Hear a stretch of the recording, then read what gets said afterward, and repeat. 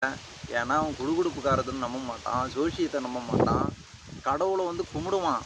ஆனால் இது மாதிரி மூட நம்பிக்கைகளை வந்து நம்ம சமூக மக்கள் மட்டும்தான் இதை வந்து ஏற்றுக்கிறாங்க ஒழிய அவனுங்க வந்து ஏற்றுக்கவும் மாட்டானுங்க. அதனால தான் இது போல் நீங்கள் சொல்கிறது பேய் பிடிக்கிறதா இருந்தாலும் சரி, சாமி ஆடுறதா இருந்தாலும் சரி, நீங்கள் இப்போ சொல்கிற நீங்கள் எந்த ஒரு மூட நம்பிக்கைகளாக இருந்தாலும் அந்த ஒரு குறிப்பிட்ட ஒரு சாரோர் ஒடுக்கப்பட்ட சமூகத்தில் மட்டும்தான் இருக்கிறதுன்றது என்னுடைய அடுத்த வாதம். நம்ம ஆளுங்க என்ன திரும்ப செய்வானுங்க, உள்ளே போவானுங்க, கடவுளுக்கு வந்து 100 ரூபா போடுவானுங்க, வெளியில் வந்து பிச்சை கண்ணு தெரியாதவன் இருப்பான், நொண்டி இருப்பான், இன்னும் என்ன கால் முடியாதவன் கை முடியாதவன் எத்தனையோ பேர் இருப்பான், அவனுக்கு 1 ரூபா தான் போட்டு வருவான். ஏன் அந்த 100 ரூபா போகிறத வெளியில் இருக்கணுங்க போடு, ஏன் அவன் கடவுளுன்னு ஒன்று அவன் கடவுளாக பார்ப்பான். அதனால் நீ போய் ஏதோ ஒரு கல்லுக்கு வந்து நீ செஞ்சுட்டு வர, அது வந்து ஏற்றுக்கத்தக்கதான் எனக்கு இல்லை.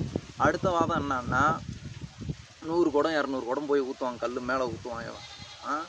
100 குடம் 200 குடம் பாலை ஊற்றுவான். ஆனால் வெளியில் ஒரு வேளை பால் இல்லாமல் எத்தனையோ குழந்தைகள் வந்து எத்தனையோ பெரியவர்கள் வந்து இன்னமும் ஒரு வேளை பால் இல்லாமல் ஒரு வேளை உணவு இல்லாமல் இறந்து கொண்டு தான் இருக்குது. இது வந்து அடுத்த என்னுடைய வாதம். நம்ம ஆளுங்க போய் வெளியில் போட்டால் அவனுக்கு வந்து பிச்சைக்காரன்றானுங்க. ஆனால் உள்ளே வந்து தட்சிணன்ற பேரில் வெளில எடுக்கிறவன் பிச்சை தான் எடுப்பான், ஆனால் அதை வந்து தட்சிணன்னு சொல்கிறானுங்க. இது என்னுடைய அடுத்த வாதம். அதுக்கு அடுத்தது, இன்னமும் தீண்டத்தகாதவன் ஒரு விஷயத்தை நல்லா தெரிஞ்சுக்கிங்க. நம்ம போய் 1000 கோடி போட்டாலும் சரி தான், 100 கோடி போட்டாலும் சரி தான், இன்னமும் நம்மளை தீண்டத்தகாதவனை தான் அவன் பார்ப்பான ஒழிய இன்னமும் நமக்கு சமமாக அவன் நமக்கு சமமாக வந்து பார்க்கவே மாட்டான்.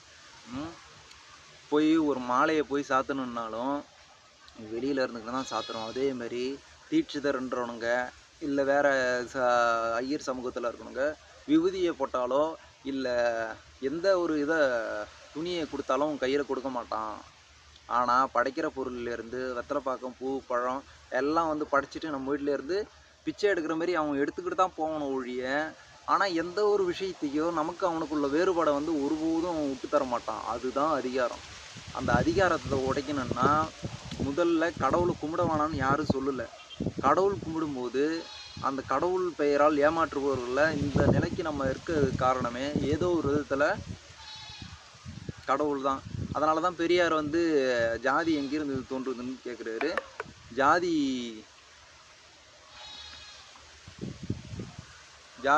மனுஸ்மிருதியிலேருந்து நூல்கள்லேருந்து தோன்றுதுன்னு சொல்கிறாங்க. மனுஸ்மிருதி எங்கேருந்து தோன்றுதுன்னு கேட்குறாங்க. மனுஸ்மிருதி வந்து கடவுள் இருந்து. அப்போ கடவுள் வந்து அனைவரையும் சமமாக பார்க்குறது தான் கடவுள். அப்போ ஒரு உயர்ந்தவராகவும் ஒரு தாழ்ந்தவராகவும் பார்க்குறது கடவுளே கிடையாதுன்னு என்ற முடிவுக்கு வர்றாரு. ஓகேவா? அதேமாதிரி அம்பேத்கர்